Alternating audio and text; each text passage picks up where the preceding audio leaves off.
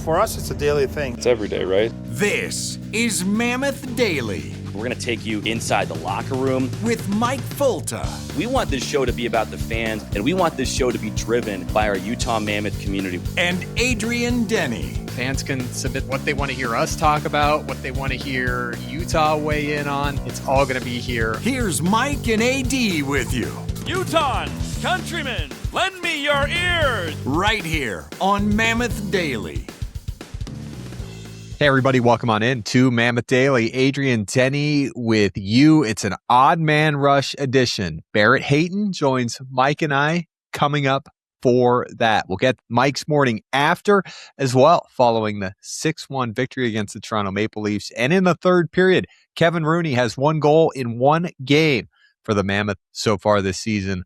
We will hear from number 25, all forthcoming. But let's get things started with that 6-1 victory against the Toronto Maple Leafs. The winning recipe for the Mammoth continued here on this 4-game homestand, and that would be to get an early goal. Then some timely saves from Karel Vejmelka and manage that lead, add to that lead, and seal it off for 2 points, as Utah did once again on Tuesday night. Jumping up early, then Karel Vejmelka made some really big saves. How about that breakaway in that second period when we were still 1-0? John Tavares sneaking ahead, 1-on-1 on Veggie, who gloved it and took it away. So the Mammoth 3-0-1 on this homestand, and in all 3 games, they've jumped up 1-0 in the first period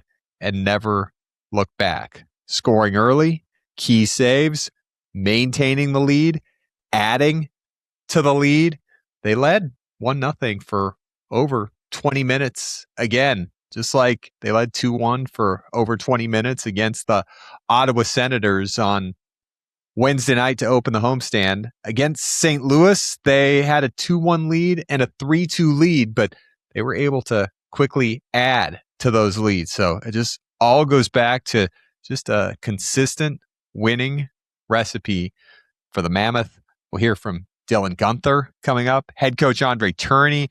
We'll hear from Ian Cole, but let's hear from Mike. Let's get his morning after a 5-goal victory over Toronto, who was the second hottest team in the NHL, entering Tuesday night at 8-0-2. Welcome to my kitchen for Mike's morning after, following a 6-1 win against the Toronto Maple Leafs. First win for Utah ever against Toronto. And boy, did it come in emphatic fashion.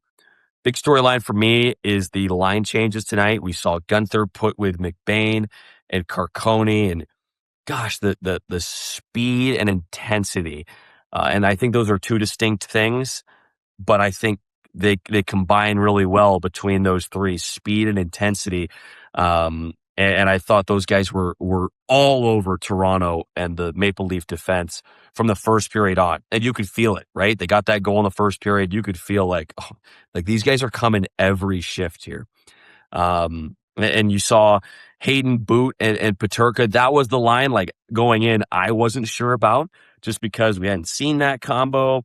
You got a young guy in Boot with Hayton, who is good in battles and does a lot of the little things. And then Peterka is the scorer. But how does that all mesh? Like, wasn't sure how that was going to work out. It was fine tonight. Like, they weren't the big story. It was fine though. They do end up with 1 goal, I think, between them. So, I know that'd be 2. Peterka and Boot got 1. So the 2 lines that you changed, if you're head coach Andre Tourigny, scored all 6 goals. And the top line, Schmaltz, Keller, and Krause, was fantastic. Like they were great as well. Schmaltz was all over the place, had a million shots get blocked. But it was the other 2 lines that dominated against a deep Toronto team. Now, Maple Leafs in a bad scheduling spot. They're coming off a back-to-back after an emotional, passionate overtime late game against Colorado the night before. But you don't apologize for that if you're the Mammoth. How many times this year have we said it's a tough scheduling spot for Utah? and the other team can take advantage of the Mammoth. You cannot apologize for the other team being in a vulnerable position because of the schedule. It happens to everybody. It's going to happen to Utah coming up in a couple weeks, where the Mammoth will have to play some great teams out east on the road with the back-to-back thrown in, and they're not going to take it easy on you. So don't apologize for winning in those scheduling spots that are tough for the other team. I thought that showed up for Toronto tonight, where you could see they were worn down playing back-to-back games at altitude. But at the same time, this is a Toronto team that has all the confidence in the world coming in. They have some of the best players in the world, one of the best goal scorers in the game in Austin Matthews, in William Nylander, John Tavares, like elite players. And the Mammoth had control wire to wire. You look at that, the line of Carcone, McBain, and Guenther, 4 goals. Like I haven't listened to Andre Tourigny's post game yet, so I would love to know what he's going to say about that group specifically. But just the ferocity with which that group played. Shots were falling for him tonight. Like Guenther, I mean, you're not supposed to score from there. That first goal he scored from outside the faceoff dot, from the hash marks, almost from the wall in the offensive zone. It's just unbelievable. His shot is incredible. And nobody knew that goal had gone in, by the way. Like, I couldn't really tell because it was off the crossbar or not. And no one reacted in the crowd. The goal light didn't go off. The buzzer didn't, the horn didn't go off. My partner, Nick Olczyk, is pointing at the goal saying, "That's in, it's in." I couldn't tell immediately, so I was a little delayed. But Nick was all over it, and it was a beautiful shot by Guenther. But tonight they were falling.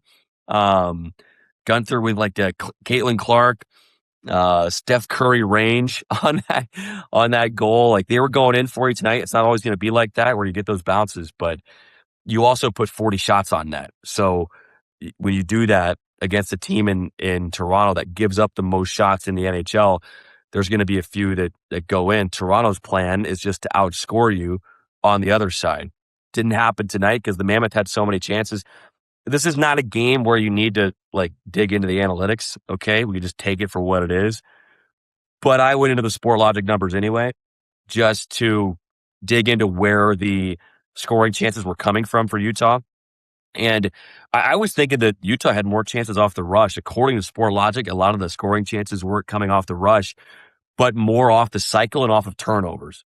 And when I looked at how many chances off turnovers Utah had, it was unbelievable. They had 7 scoring chances off turnovers in the first period alone.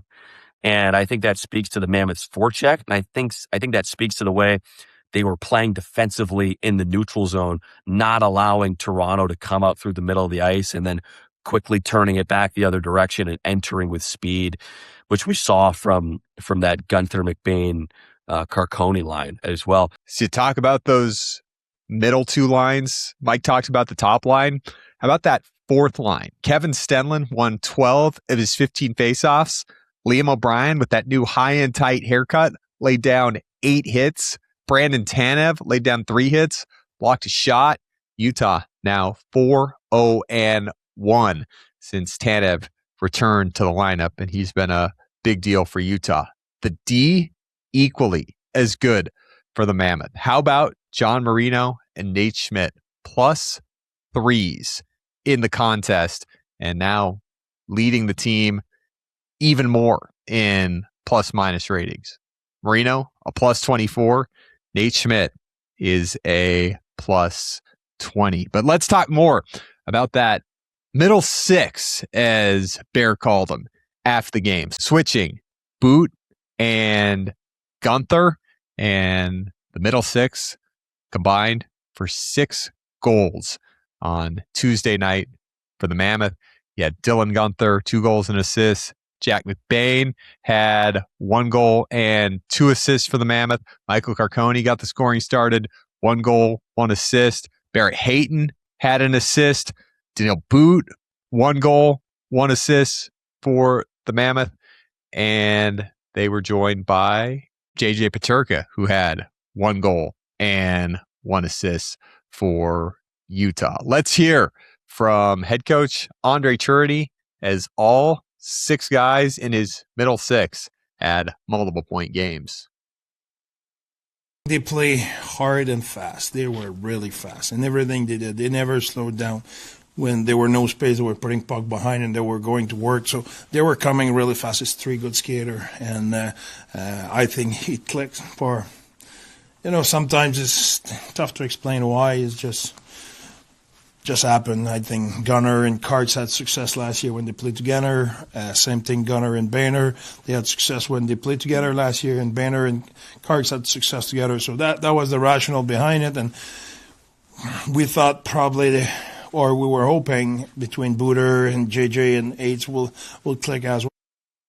So, yeah, everything clicked. The amusing thing, as you look back on it, Bear telling us Tuesday after morning skate, yeah, we'll try this. We'll see how it goes. We'll adjust in game if we need to.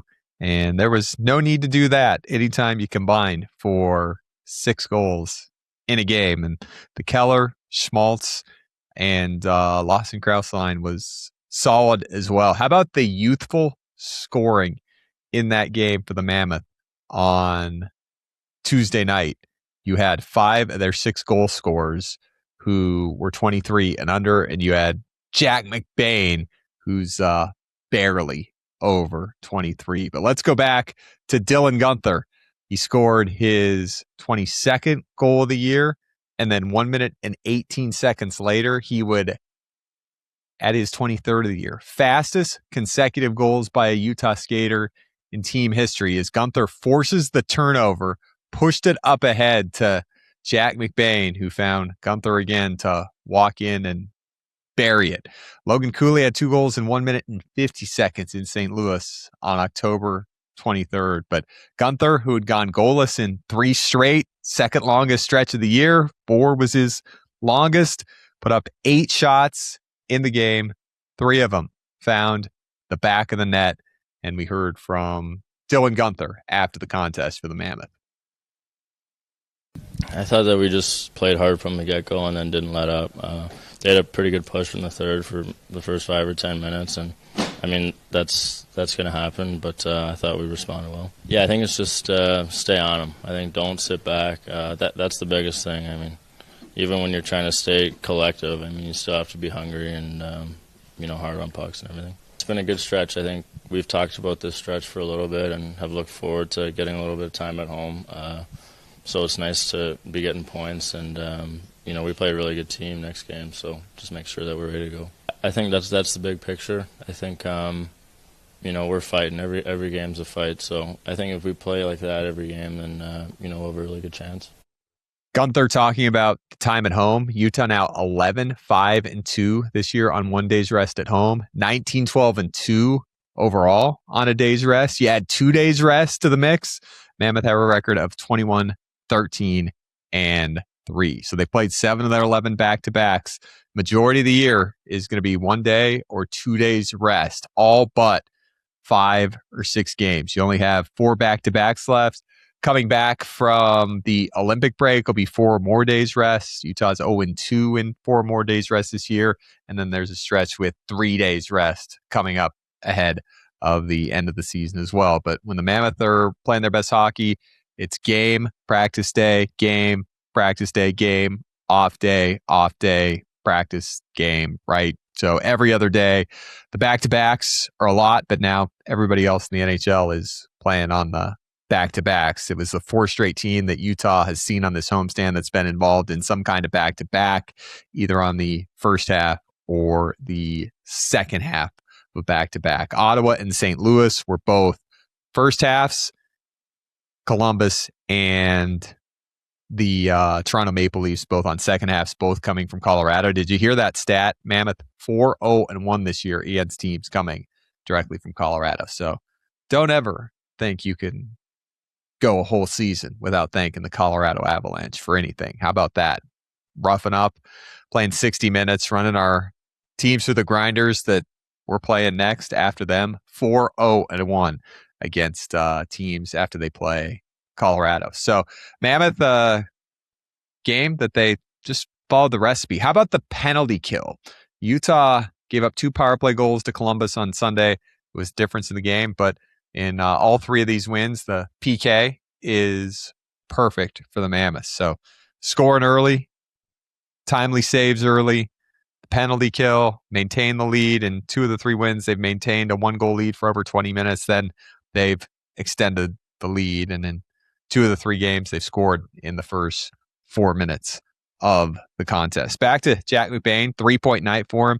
He had 7 shots on net, and he buried a really nice goal for the Mammoth to make it a 5-1 game after Toronto made it 4-1, and they came back with some pretty good looks, but, they hit a pipe maybe or 2, or Malcolm made some more good saves, and Mammoth able to come back, get the 4-goal lead back, and then the 5-goal lead. Second goal in 2 games scored by Jack McBain with his Costco buddy, with his former roommate, with his line mate of choice, I guess you could say, Dylan Guenther. Ian Cole assisted on 2 of Utah's first 4 goals. The Guenther second goal, and then the 4th goal that the Mammoth scored to make it a 4-0 score. And on this 4th one, it was all Daniil Boot for the Mammoth from his knees, as the Maple Leafs looked like they had a puck out, went down to the ice, forced it free, and Ian Cole throwing it towards the cage, staying with it as the Mammoth just continued to work it around. And then there's Boot back behind the net, finding Peterka, who fired one home. JJ getting his 16th of the year. So the Utah D contributing 4 more points. And Mikhail Sergachev telling us before the game it was a result of Utah's forwards going to the net. But let's hear from Ian Cole, number 28. Let's hear what he said after the contest and moving forward for the Mammoth. I think it's more of a mindset for us, and sticking with that mindset regardless of what happens, right? Whether we go up, whether we go down, whether it's tied, like regardless of what the situation is, sticking with that and keeping that mindset. And I think we're getting better as we go here, but we got to keep building. That's a good team that we beat, but that's not going to matter 2 days from now. So we're going to have to do it again. Like I said, highly skilled team. So we want to take away time and space. We want to, make sure that those skill guys have a tough time, getting shots off, making plays, and I think we did a pretty good job of that. And like I said, it's the right mindset, and it wasn't just our D, right? It was our forwards too, right? So we can keep good gaps, but if they don't track back, it's going to be Oddman Rushes all night, and so they did a great job. It's great. Accruing points is kind of the name of the game, right?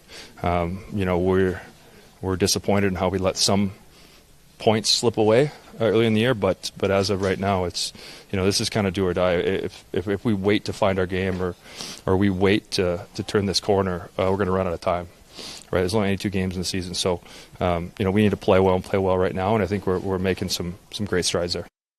So next up, Dallas Stars, another test for Utah. Never beaten Dallas before at home. 0-1 this year, had that 2-0 lead, starting that emotional road trip right after Thanksgiving.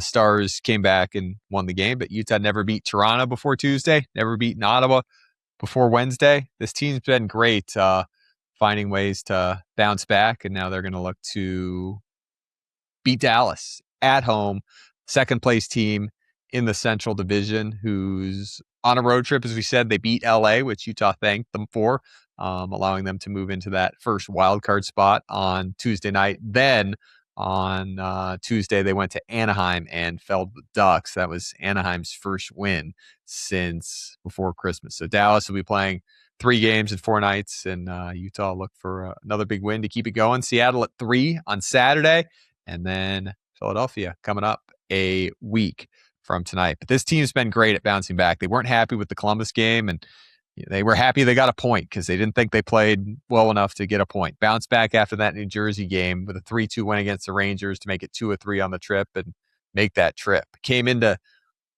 that road trip, the first game of it, beat the Predators, or beat the Islanders 7-2 after losing to the Predators right after Christmas. Beat Winnipeg 4-3 after losing 2-1 to New Jersey. They've been great at bouncing back. The LA and Florida games they lost, came back to beat Seattle 5-3, and then going back to December 1st, that 6-3 loss to San Jose. 2 nights later, beating the Ducks 7-0. So they say after these games that they don't get the results that they want, that they're going to learn from it. And I think we've seen this team learn and grow, right? It's first thing I think this year, getting to the interior, getting to the net, when things started tightening up in the NHL, and then you start talking about managing games, and Utah's done a pretty good job of managing games in 3 of the 4 games on this homestand, and they've gotten 7 of a possible 8 points. Head coach Andre Tourigny saying Daniil But should have gotten 2 goals in the contest. Thought there was an early whistle on that power play situation in the first period, but there he is there for those of you on YouTube, getting officially a first for But in the contest. 1 goal and 1 assist for number 19. Thanks for joining us in this Wednesday edition of Mammoth Daily, wherever you are, Apple, Spotify, Utah Mammoth YouTube page, Mammoth Plus, SEG Plus. Feel free to subscribe, like, share, leave a 5-star rating on Apple, leave your comments. Tuesday mailbag questions always being taken, so feel free to submit those as well. That's a look back at Tuesday and ahead to Thursday. We come back, Mike and I are going to welcome Barrett Hayton to the Oddman Rush. And right after that, Kevin Rooney, who I caught up with at the Natural History Museum on Monday night after we had a great event with season ticket members. So we'll talk to Kevin about that visit, being with the team, who he knows on the team, and his season so far. 1 goal in 1 game for the Mammoth that came against Dallas, that game we just talked about. So lots more to come here on this Wednesday Oddman Rush edition of Mammoth Daily. Stay close. It's time for your Wednesday Oddman Rush. All right, we're here on our Wednesday Oddman Rush. We've got Barrett Hayton. And Hayes, I wanted to address some allegations. Are you the sweatiest guy on the team? No, not even close. There's a guy out there right now who's got me beat. I won't name names, but I think we got 5 guys on the ice, and one of them's got me down miles. So I'm looking. I see Yamamoto. I see O'Brien. Not going to name names, no huh? comment. Okay. All right. Barrett, outdoor announcement coming. Yeah. We were talking about playing outdoors as a kid. Was that at your house? Was it in your neighborhood? Tell us about the outdoor rink that you grew up playing. Yeah, it was right beside my house. As cliche as it sounds, being a Canadian, I had like a pond right next door my house. So every winter, hopefully kind of mid-December, sometimes a little later, sometimes a little earlier, we'd truck over there and chop a hole and see how thick it was, and spend the rest of the winter out there damn near every day. Have you thought of like what that's going to be like at all? I mean, you're going to be wearing the eye black and stocking cap for warm-ups and stuff. What's that going to look like? I don't know. We've been busy. I haven't given it a ton of thought yet. You'll have to come back to me on that one. But no, it's fun. Like some of the guys in the past have done a good job of kind of making it fun, and I think the fans love that. It's something they remember. I think it's just a good thing for the game of hockey, and obviously super special to have that here in Utah. Such a beautiful venue, and really cool. A new franchise like us. Just another opportunity, brothers. You've been up there for football games before, right? Yeah. The setting just nestled up against the mountains. Yeah. It feels like something right out of AI playing hockey outdoors. It's perfect setup for it. It's like they thought that up way back when they built that stadium. If you were a football player, what position would you be? Got a good build. You would do pretty well out there, I think. I have no idea. I'm open to... See you as like a linebacker, maybe? I like that. I'll take linebacker. Yeah, linebacker. I don't know. I feel like I'm in between. You got to be a little taller to be a tight end, maybe. Yeah, I'll go linebacker. I like that. Yeah. Hard-hitting middle linebacker, maybe. Captain of the... You play center, right? So you're kind of the middle of the defense a little bit. Exactly. I like that. I'll go with that. I like that a lot. You know, you're a sports fan. We've seen you at Jazz games, too. What have you enjoyed about being able to go straight to the NBA games? In fact, were you with the group that getting back from Ottawa maybe a month ago, it went straight to the Delta Center for a game? I don't remember that one. No, yeah. We there's a group of us that love going to those games whenever we can. I think we're all fans of sport in general, and I think a lot of us follow certain athletes in different leagues and admire them. And I think it's been really cool in the last couple of years, some of those documentaries and getting little bit more of an inside look into their lives, and I think it's just super cool. So we love being able to go to the games. I think that's a super special thing about us and SEG and Ryan Smith and his family. Just kind of having that dual franchise, and I think just from knowing guys on other teams and stuff, often you don't kind of get that same connection. So us being able to go to those games and get to know some of those guys a little bit, get to know Coach Hardy, it's special. It's a lot of fun, and yeah, we love going to their games. Do you have any athletes from different sports that you admire? I don't know, the way they do things, or they inspire you, I guess? Yeah, for sure. I think for me, and I'm sure lots of guys, like being able to read some books and learn some more about Kobe Bryant and Michael Jordan and guys like that. We were obviously so successful in their own sport, and also just the way that they carried themselves, the way that they were able to achieve what they were is super special. And even now, like, there's guys you see, I don't know if I'd say one guy in particular, but I think it's just cool being able to follow guys and just see personalities and the different just kind of how everyone does it their own way. I think that's kind of a big thing nowadays. And even I was kind of talking basketball there, but other sports as well. I think golf, and even we got into tennis a little bit, stuff like that. It's just cool seeing different personalities and kind of the way guys find success. What else have you enjoyed playing? What other sports? Growing up, I played just about every sport. But now that obviously we're professional athletes and stuff, it's more just some golf in the summertime and little games and stuff like that, whether it be cards or ping pong. Just things like that is fun. But growing up, I played a lot of lacrosse, where I'm from back home in Peterborough, Ontario. It's a huge lacrosse city, so grew up playing that, and then some basketball, soccer. I don't know, just kind of normal kid sports, and always loved all that. Talking about this year with your team, just how have you felt now that we're halfway in basically to year 2 in Utah? I'm guessing you're feeling settled in at this point, but what has it been like the first half compared to when you think of first half of last year when this is all new? Yeah, honestly, like, I think they did such a good job kind of welcoming us and setting it up. And even from that first visit, they kind of toured us around and showed us the different areas, and everyone made us feel so comfortable from the start. So as like drastic of however many months it was, 5 months or whatever, it all happened, it all felt pretty smooth.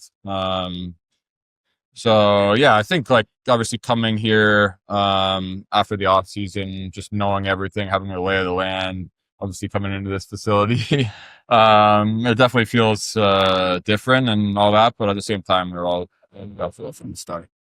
What about Salt Lake? It kind of exemplifies you, like, feels like home when you're here, when you're back home in the summer, you're coming back. What do you look forward to when you're here in Salt Lake? I don't know. I think it's just like I'm trying to think of like a specific answer, but I think it's just obviously like a beautiful place. You come, when you're flying in, you're flying over the mountains, you land, you have the mountains. I think just being sunny most days too is super nice, obviously, when you get into the grind of the season. But I don't know, there's a million things, like playing at the Delta Center, the support we have from the fans, obviously having this facility, all that stuff. Even just coming back from long road trips, you appreciate that, driving home, seeing the mountains, coming in here, all that stuff. It's just super special. We're treated so well, and yeah, it's a treat. Kind of asked you about a guy whose stall is a couple down from yours, Jack McBain. Yeah. Every time we talk to him in the room, he's wearing like what look like rags. Yeah. I mean, does he use scissors to cut those sleeves? Does he do it with his bare hands? I mean, have you always seen him do that since you played with him? I think it's all natural, but I don't know. Jack and I, like, we're the same age. We're both from Toronto area. Grew up playing against him and stuff, and then played some hockey events and stuff together. So we kind of go way back. I don't remember if he had that get up going at U18s, but I remember when he first came to Arizona, he had a crazy shirt. I think we were playing in Minnesota or against Minnesota, something like that, and we got like the player of the game thing, and there's an iconic photo of him in one of those. So I might have to get that in an Instagram post or something at some point. But I don't know what the story is. I couldn't tell you. It's something else, but he wears it well. There's something else for sure. Last one for me. You've been with Schmaltz and Keller for a while and seen him, and you've played with him on the same line. What do you think makes them connect so well? I mean, as individuals, they're obviously extremely special players, and I think they both love the game. I think that's a big thing in building that chemistry. They talk about the game. To study the game, and I think that chemistry, obviously, when you're playing together for a while, it grows, and it's something that doesn't come without effort. And I think that's kind of an underrated thing about them, the work they put in to kind of have that connection. And it's special to watch. Obviously, I don't remember what the number is, whatever, but I guess you could tell me that. But yeah, having that achievement is pretty cool. And obviously, there's been a lot of special American players and American duos, and for them to kind of be at the top of that list right now is pretty special. We're gonna let you go, Barrett, but first, can you tell us what you're gonna go grab in the cafe here? Just need a water right now. I'm parched. Can't even talk right now, but I don't know. It's I'll check back in with you guys tomorrow on that. A water and a Tylenol after the Oddman Rush on Mammoth Daily. Barrett, thanks a lot. Yeah, thank you guys. This is Mammoth Daily. Well, Kevin, welcome back to Salt Lake City. Fun night here at the Natural History Museum.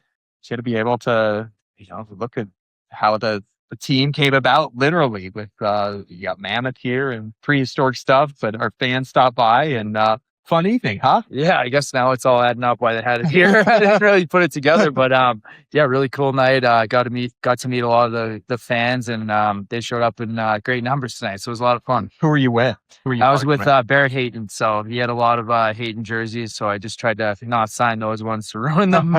But yeah, it was a lot of fun. We had a lot of fun. Great to have you here in Salt Lake. Had you on that road trip, the 6-gamer, scored that first goal in Dallas. But how's the year going for you so far? Great season in Tucson, and glad to have you back in Salt Lake. Yeah, it's been truly awesome. I mean, obviously going into the year all summer, not having a contract, and then to be in this position I'm in, now it's been amazing. So super grateful for the management team and believing in me. And I've had a lot of fun with the young guys down in Tucson to try to help, grow their game. And we've been playing really well since the Christmas break. And so I've seen those guys make some big strides. And, now I'm up here in Utah and just trying to help the team best I can.